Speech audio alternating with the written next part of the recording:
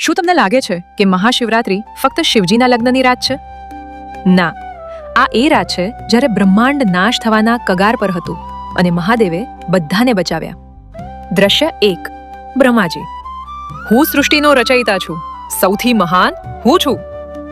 વિષ્ણુજી: સૃષ્ટિનું પાલન હું કરું છું, શ્રેષ્ઠ હું છું. ત્યારે અચાનક આકાશને ચીરીને એક અનંત અગ્નિનો સ્તંભ પ્રગટ થયો. એક ગર્જના થઈ, જે આ સ્તંભનો આરંભ કે અંત શોધી લેશે એ જ સર્વશ્રેષ્ઠ હશે. વિષ્ણુજી: હું પાતાળની ઊંડાઈ સુધી જઈશ.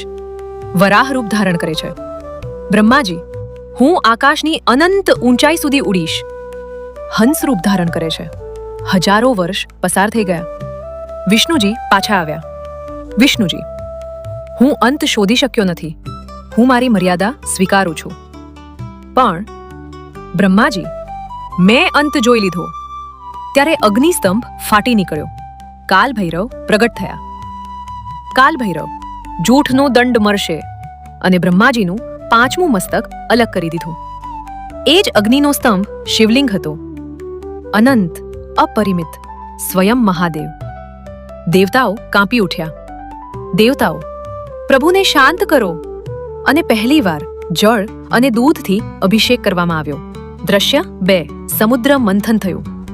દેવતાઓ: હવે અમૃત મળશે. પણ બહાર આવ્યું ભયંકર હલાહલ વિષ. દેવતાઓ ગભરાઈ ગયા, હવે બધું નાશ થઈ જશે. ત્યારે મહાદેવ આગળ આવ્યા.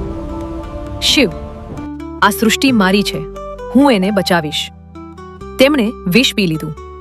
પાર્વત: પ્રભુ, એને નીચે જવા ન દો. શિવજીએ વિષને કંઠમાં જ રોકી દીધું. તેમનો કંઠ નીલો પડી ગયો. દેવતાઓ બોલ્યા, નીલકંઠ! વિષની ગરમીથી તેમનું શરીર તપવા લાગ્યું. દેવતાઓએ આખી રાત ગંગાજળ ચઢાવ્યું, બિલ્વપત્ર અર્પણ કર્યા, ભજન કર્યા. એટલા માટે મહાશિવરાત્રી પર આપણે જાગરણ કરીએ છીએ. દ્રશ્ય 3. પ્રેમની જીત સતીના વિયોગમાં શિવજી ઘોર તપમાં લીન થઈ ગયા હતા, દુનિયાથી વિરક્ત. ત્યારે પાર્વતીજીનો જન્મ થયો.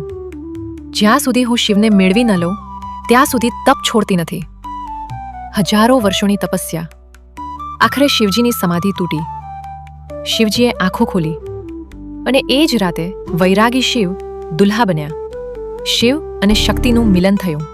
જ્યારે તમે શિવલિંગ પર જળ ચડાવો છો ત્યારે તમે એ અગ્નિને શાંત કરો છો. જ્યારે બિલ્વપત્ર ચડાવો છો ત્યારે તમે નીલકંઠના દુઃખને શાંત કરો છો. અને જ્યારે જાગરણ કરો છો ત્યારે તમે એ રાતને યાદ કરો છો જેને બ્રહ્માંડને બચાવ્યું હતું. બોલો, હર હર મહાદેવ.